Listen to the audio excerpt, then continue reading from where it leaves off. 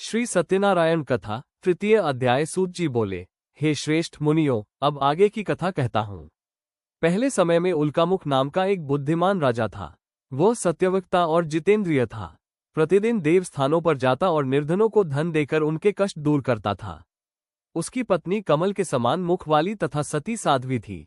भद्रशिला नदी के तट पर उन दोनों ने श्री सत्यनारायण भगवान का व्रत किया। उसी समय साधु नाम का एक वैश्य आया। उसके पास व्यापार करने के लिए बहुत सा धन भी था। राजा को व्रत करते देखकर वो विनय के साथ पूछने लगा, हे राजन, भक्तिभाव से पूर्ण होकर आप ये क्या कर रहे हैं? मैं सुनने की इच्छा रखता हूं तो आप मुझे बताएं।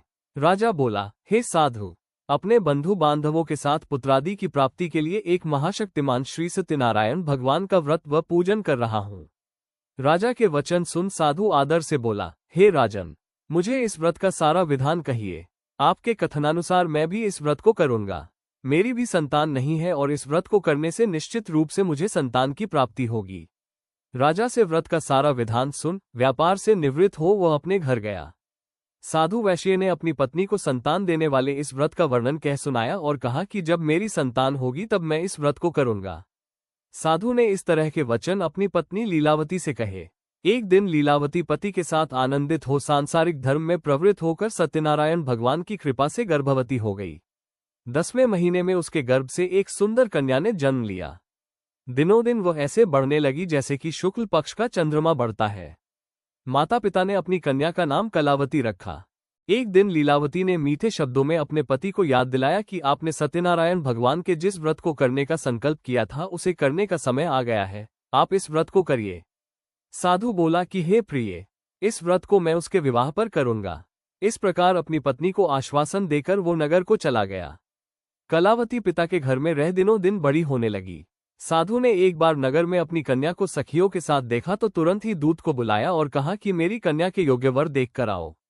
साधु की बात सुनकर दूत कंचन नगर में पहुंचा और वहां देखभाल कर लड़की के सुयोग्य वानिक पुत्र को ले आया। सुयोग्य लड़के को देख साधु ने बंधु बांधवों को बुलाकर अपनी पुत्री का विवाह कर दिया। लेकिन दुर्भाग्य की बात ये कि साधु ने अभी भी श्री सत्यनारायण भगवान का व्रत नहीं किया। इस पर श्री भगवान क्रोधित हो गए और श्राप दिया कि साधु को अत्यधिक दुख मिले। अपने कार्य में कुशल साधु बनिया जमाई को लेकर समुद्र के पास स्थित होकर रत्नासारपुर नगर में गया। वहां जाकर दामाद ससुर दोनों मिलकर चंद्रकेतु राजा के नगर में व्यापार करने लगे। एक दिन भगवान सत्यनारायण की माया से एक चोर राजा का धन चुराकर भाग रहा था। उसने राजा के सिपाहियों को अपना पीछा करते देख चुराया हुआ धन वहां रख दिया जहां साधु अपने जमाई के साथ ठहरा हुआ था। राजा के सिपाहियों ने साधु वैश्य के पास राजा का धन पड़ा देखा तो वो ससुर जमाई दोनों को बांधकर प्रसन्नता से राजा के पास ले गए और कहा कि उन दोनों चोरों को हम पकड़ लाए हैं, आप आगे की कार्यवाही की आज्ञा दें। राजा की आज्ञा से उन दोनों को कठिन कारावास में डाल दिया गया और उनका सारा धन भी उनसे छीन लिया गया। श्री सत्यनारायण भगवान के श्राप से साधु की पत्नी भी बहुत दुखी हुई। घर में जो धन रखा था उसे चोर चुरा ले गए। शारीरिक तथा मानसिक पीड़ा व भूख प्यास से अति दुखी हो अन्न की चिंता में कलावती एक ब्राह्मण के घर गई।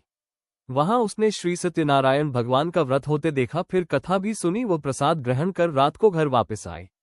माता ने कलावती से पूछा कि हे पुत्री, अब तक तुम कहाँ थी? तेरे मन में क्या है? कलावती ने अपनी माता से कहा, हे माता, मैंने एक ब्राह्मण के घर में श्री सत्यनारायण भगवान का व्रत देखा है। कन्या के वचन सुन लीलावती भगवान के पूजन की तैयारी करने लगी।